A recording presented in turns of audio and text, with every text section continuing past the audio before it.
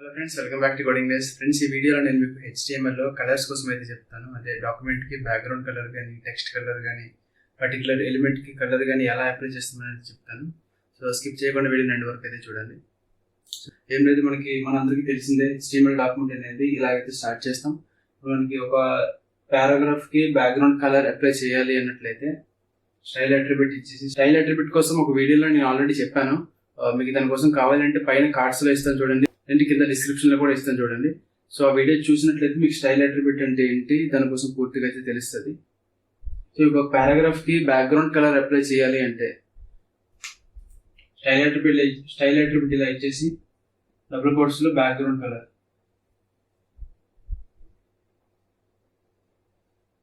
Background -colour, ఇక్కడ colon పెట్టండి. Colon పెట్టేసి ఇక్కడ మీకు నచ్చిన కలర్ ఏ కలర్ అని ఇచ్చేసి డబుల్ కోట్స్తో సెమికాలన్ పెట్టి డబుల్ కోట్స్ ఎండ్ చేసేయండి.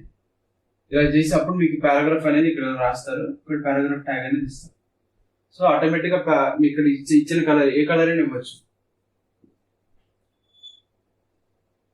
బ్లూ, ఆరెంజ్, బ్లాక్, ఏ కలర్ అని. అంటే మనకు నచ్చిన కలర్ అంటే HTML లో దగ్గర మనకి 140+ అయితే కలర్స్ అనేవి సపోర్ట్ చేస్తుంది. సో మీకు నచ్చిన కలర్ అనేది ఇవ్వచ్చు ఇక్కడ. సో ఇప్పుడు ఈ పారాగ్రాఫ్ ఇక్కడ పారాగ్రాఫ్ ఏమైతే ఉన్నదో ఏ పారాగ్రాఫ్ నుండి కంటెంట్ కి బ్యాక్గ్రౌండ్ కలర్ ఇక్కడ ఏ కలర్ అయితే ఇస్తే కలర్ అనేది అప్లై అవుతుంది. సో కలర్స్ అనేవి ఇలా యూజ్ చేయొచ్చు. నెక్స్ట్ టెక్స్ట్ కి కలర్ యూజ్ చేయాలి అంటే నార్మల్ బ్యాక్గ్రౌండ్ తీసేసి నార్మల్ కలర్ ఇచ్చినట్లయితే టెక్స్ట్ కి అప్లై అవుతుంది ఆ కలర్ అనేది. కలర్స్ లోకి వచ్చేసి నేమ్సే కాకుండా మిక్స్డ్ కలర్స్ అంటే RGB అంటే తెలుసు కదా, red, green, blue, mixed colours కూడా మనం ఇవ్వచ్చు.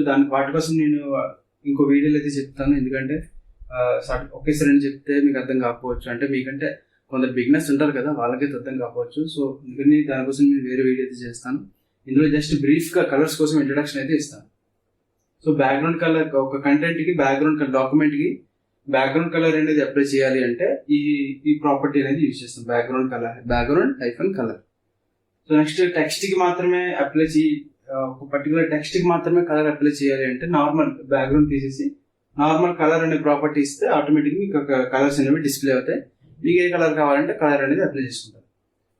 హెడ్డింగ్కి బార్డర్ కలర్ అనేది అప్లై చేయాలి అంటే స్టైల్ అట్రిబ్యూట్ ఇచ్చేసి ఇక్కడ డబుల్ కోట్స్ ఓపెన్ చేసి బార్డర్ అని ఇవ్వండి.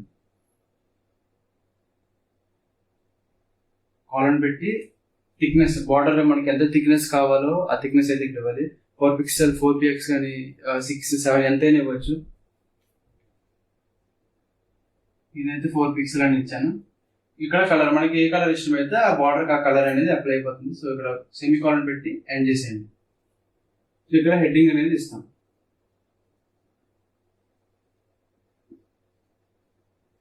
సో ఇప్పుడు ఈ హెడ్డింగ్ అనే ఈ వర్డ్ ఉంది కదా, ఈ వర్డ్కి బార్డర్ థిక్నెస్ 4 పిక్సెల్తో వచ్చేసి, అంటే థిక్నెస్ 4 పిక్సెల్ అంటే థిక్నెస్ అనమాట. 4 పిక్సెల్ థిక్నెస్తో వచ్చేసి కలర్ అనేది ఇక్కడ మనం ఏ కలర్ ఇస్తామో ఆ పర్టికులర్ కలర్ అనేది ఆ హెడ్డింగ్కి విత్ బార్డర్కి అప్లై అవుతుంది అనమాట.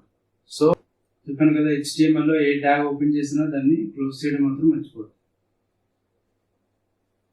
ఇలా ఉంటుంది. కలర్స్ కోసం జస్ట్ బ్రీఫ్గా మాత్రమే మీకు ఎక్స్ప్లెయిన్ చేశాను. ఇంకా RGB ఉంటుంది అంటే మిక్స్డ్ కలర్స్ చెప్పాను కదా. సో వాటి కోసం కొంచెం లెందీ కాన్సెప్ట్ అంటే చాలా క్లియర్గా చెప్తే కానీ అర్థం కాదు.